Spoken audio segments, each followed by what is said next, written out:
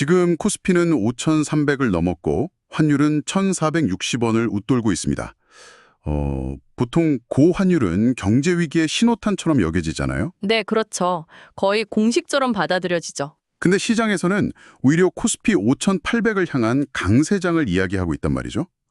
어떻게 이런 모순적인 상황이 동시에 벌어지고 있을까요? 바로 그 지점이 오늘 이야기의 핵심입니다. 오늘 당신이 공유해 주신 자료가 바로 기관 투자자랑 전문 트레이더들을 위해 작성된 2026년 상반기 자본시장 전망 리포트인데요. 내용이 상당히 전문적이에요. 맞습니다. 저희의 목표는 이 깊이 있는 분석을 함께 파고들면서 이 복잡한 데이터랑 용어들을 장신을 위한 명확한 통찰력과 실행 가능한 전략으로 바꿔보는 겁니다. 이른바 K자산이 재평가받는 거대한 전환점에서 우리는 뭘 봐야 할지 지금부터 시작해 보겠습니다. 네, 이 리포트의 출발점부터가 아주 흥미롭습니다. 현재 상황을 과거의 공식으로 보지 않고 고환율 고지수라는 새로운 프레임으로 정의하고 있거든요. 고환율 고지수요? 네, 과거에는 환율이 1,400원만 넘어도 외국인 자금이 썰물처럼 빠져나가고 시장이 휘청이는 게 거의 공식이었죠. 맞아요. 환율 상승, 위기, 이 공식이 머릿속에 그냥 박혀 있죠. 근데 리포트는 그 공식이 깨졌다고 보는 거군요. 그렇습니다. 더 이상 위기 신호가 아니라 오히려 반도체나 자동차 같은 우리 수출 기업들의 수익성을 극대화하는 강력한 엔진으로 작용하고 있다는 분석이에요. 달러로 벌어들인 돈을 원화로 바꿀 때 예전보다 훨씬 많은 돈이 손에 쥐어지니까 기업 실적이 좋아질 수밖에 없는 구조라는 거죠. 그 설명은 이해가 됩니다만 솔직히 좀 불안하게 들리기도 해요. 고환율 고지수가 우리 수출 기업에 좋다는 건 알겠는데 이게 외국인 투자자들에게는 지금 당장 한국 시장에서 돈을 빼야 할 이유가 될 수도 있잖아요. 네, 그렇죠. 가만히 앉아서 자기들 달러 자산 가치가 떨어지는 걸 보고만 있지는 않을 텐데 리포트가 이 명백한 모순을 너무 낙관적으로만 보는 건 아닌가요? 굉장히 날카로운 지적이시고요. 리포트도 바로 그 부분을 현재 시장의 가장 큰 잠재 리스크로 명시하고 있습니다. 역시 짚고 있군요. 네. 하지만 아직까지의 데이터는 다른 이야기를 하고 있다고 분석해요. 예를 들어서 외국인이 선물 시장에서 1,469억 원을 순매수하고 있다는 점을 근거로 드는데요. 순매수요? 네. 이건 시장의 하락에 베팅하기보다는 높은 지수대에서 일부 차익을 실현하면서도 여전히 시장을 긍정적으로 보고 있다는 신호로 해석하는 거죠. 그래서 급격한 자금 이탈보다는 5,300선에서 어느 정도 지지선은 확보된 상태라는 게 리포트의 판단입니다. 단지 분위기만 좋은 게 아니라 펀더멘털도 튼튼하다? 뭐 그런 근거도 있나요? 물론이죠. 두 가지 핵심 데이터를 제시합니다. 첫째는 기업들의 예상 이익, 그러니까 선행 EPS가 아주 가파르게 오르고 있다는 점. 네. 앞으로 기업들이 돈을 잘 벌 거라는 전망이 시장에 널리 퍼져 있다는 뜻이고요. 둘째는 그렇게 지수가 올랐음에도 불구하고 주가 수익 비율, 즉 PER이 8.8배에 불과하다는 점입니다. 8.8배면 아직도 낮은 편이네요. 맞습니다. 이 PER은 기업이 버는 돈에 비해 주가가 얼마나 높은지를 보여주는 일종의 가격표인데 이 숫자가 여전히 낮다는 건 우리 시장이 아직 비싸지 않다, 저평가 상태라는 강력한 증거죠. 알겠습니다. 시장의 기초 체력은 튼튼하고 외국인 자금 이탈이라는 가장 큰 우려도 아직은 현실화되지 않고 있다는 진단이군요. 그럼 이 단단한 기반 위에서 리포트가 그려주는 기회의 지도는 어떤 모습일지 궁금해지네요. 돈의 흐름은 어디로 향할 거라고 보나요? 리포트는 시장을 이끌 세 가지 핵심 테마를 제시하는데요. 첫 번째는 역시 모두가 예상하셨겠지만 반도체입니다. 또 반도체인가 싶기도 한데 이번엔 뭐가 다른가요? 단순한 반도체 랠리가 아니고요. HBM4 독과점 체제라는 키워드에 주목해야 한다고 강조합니다. HBM4 독과점이요? 네, 최근 경쟁사였던 마이크론이 차세대 HBM 경쟁에서 사실상 뒤처졌거든요. 그래서 이제 이 시장은 삼성전자와 SK하이닉스의 양강 구도로 완전히 굳어졌다는 사실을 아주 중요하게 다루고 있어요. 그게 그렇게 중요한가요? 어차피 잘하고 있었던 분야 아닌가요? 이게 갖는 의미가 완전히 다릅니다. 리포트는 이 현상을 한국 반도체가 AI 인프라 시장에서 단순 부품 공급자를 넘어서 누구도 대체할 수 없는 병목 해결사, 즉 보르넥 솔버러가 되었다는 신호로 해석합니다. 그 병목 해결사라는 말이 확 와닿네요. 그쵸? 그건 단순히 부품을 잘 파는 것과는 차원이 다른 이야기 아닌가요? 이제는 삼성전자나 하이닉스가 노라고 하면 AI 시장 전체의 발전 속도가 늦춰질 수도 있는 일종의 가격 결정권과 시장의 주도권을 쥐게 되었다는 의미로 해석할 수도 있을까요? 정확히 그 의미입니다. AI 시장이 커지려면 반드시 거쳐야만 하는 관문, 그 관문을 한국 기업들이 틀어주게 됐다는 거죠. 와, 그래서 리포트의 전략 제안도 아주 단호해요. 시장이 어떤 이유로든 조정을 받을 때마다 이 핵심 반도체 대형주들의 비중을 꾸준히 늘리는 것이 지금으로서는 가장 확실한 전략이라고 거의 단언하고 있습니다. 반도체가 AI의 뇌를 만드는 싸움이라면 리포트는 이제 그 뇌가 조종할 몸에 주목해야 한다고 말하는군요. 여기서 피지컬 AI와 로봇이라는 조그만 낯선 키워드가 등장합니다. 네, 이 단어가 앞으로 시장의 패러다임이 어떻게 바뀔지를 보여주는 핵심이라고 분석해요.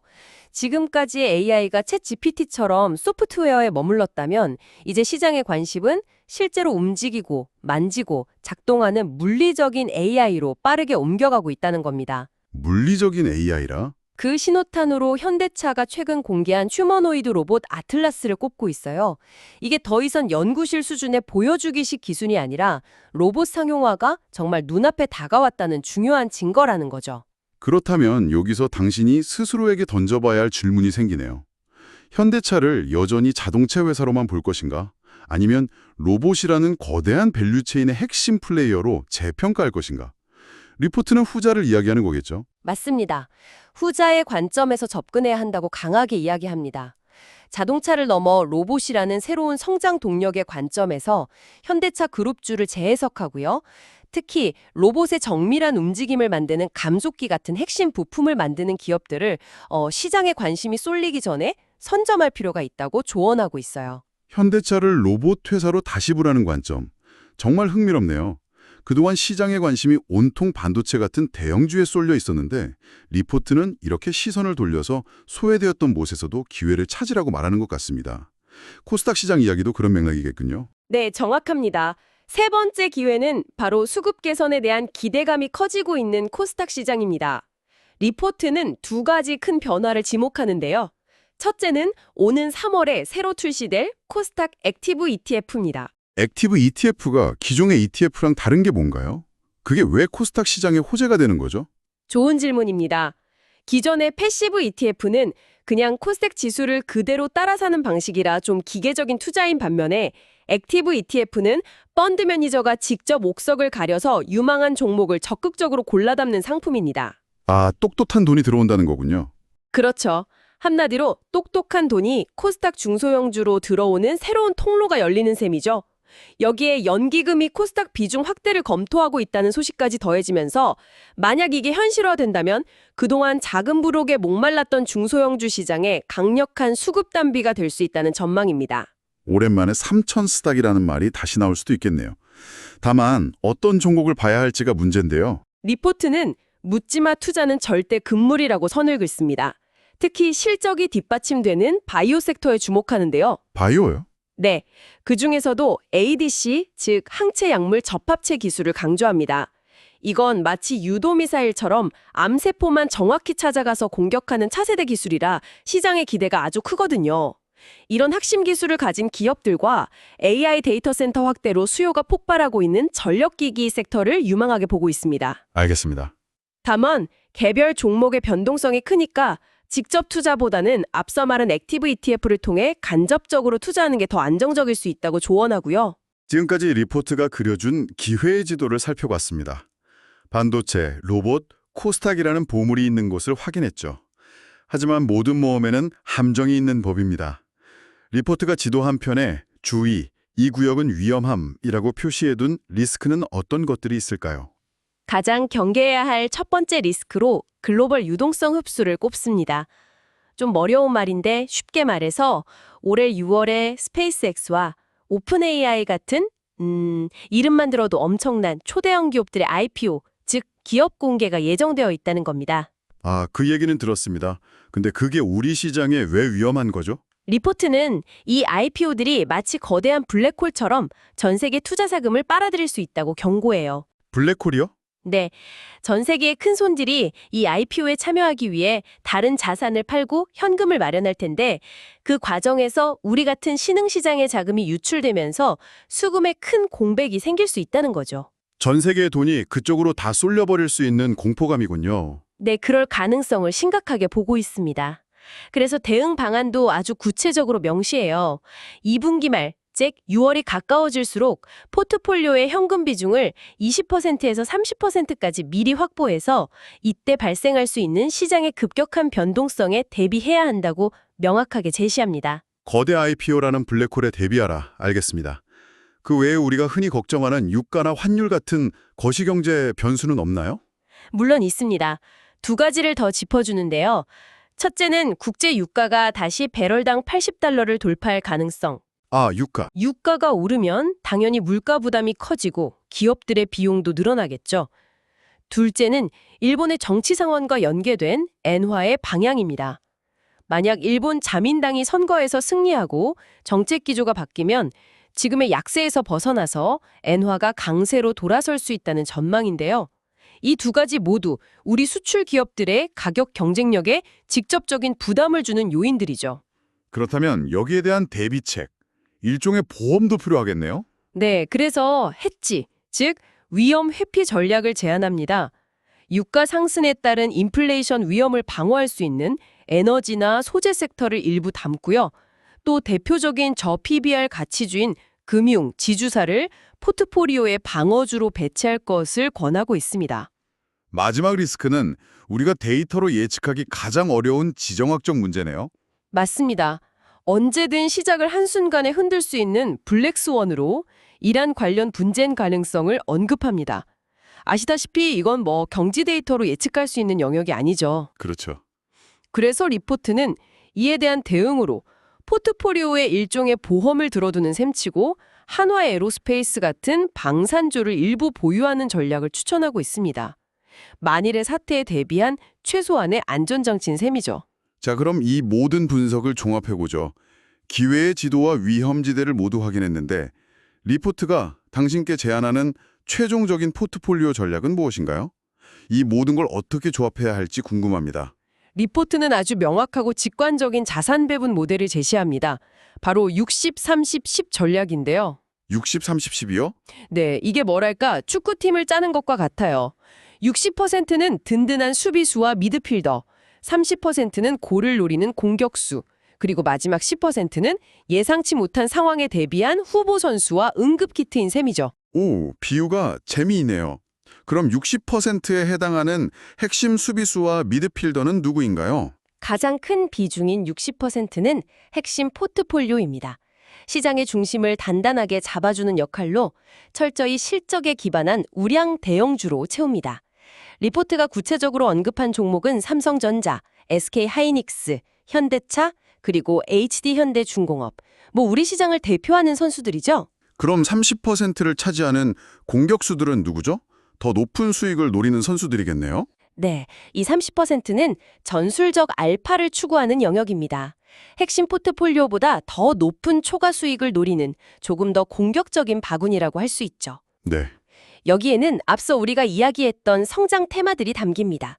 코스닥 시장의 수급 개선 효과를 노리는 코스닥 액티브 ETF, ADC 같은 차세대 기술을 가진 바이오주, 로봇 부품주, 그리고 여기에 더해서 소형 모듈 원전 SMR 관련주까지 포함시키고요. 마지막 10%는 자연스럽게 후보 선수와 응급 키트, 즉 리스크 관리를 위한 부분이겠군요. 정확합니다.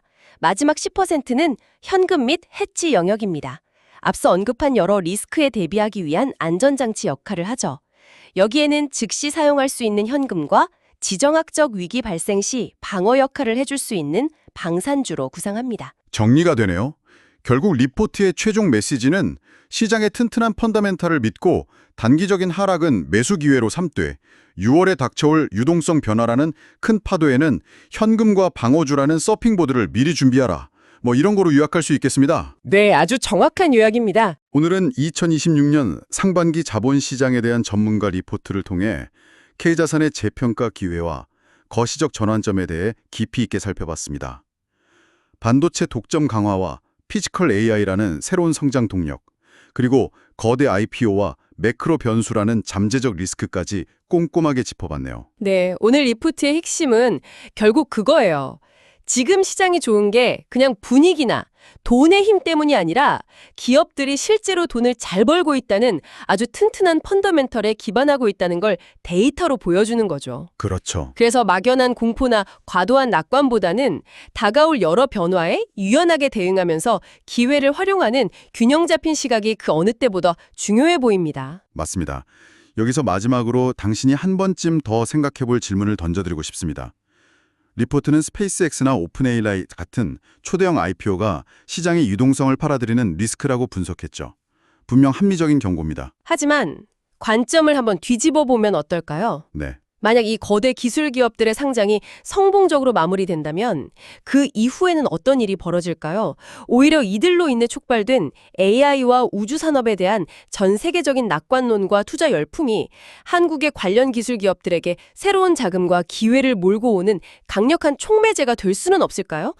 리포트는 유동성 흡수라는 리스크를 경고했지만 어쩌면 그 리스크의 이면에는 다음 단계에 더 큰 기회가 숨어 있을지도 모릅니다. 좋아요, 구독 부탁드립니다. 감사합니다.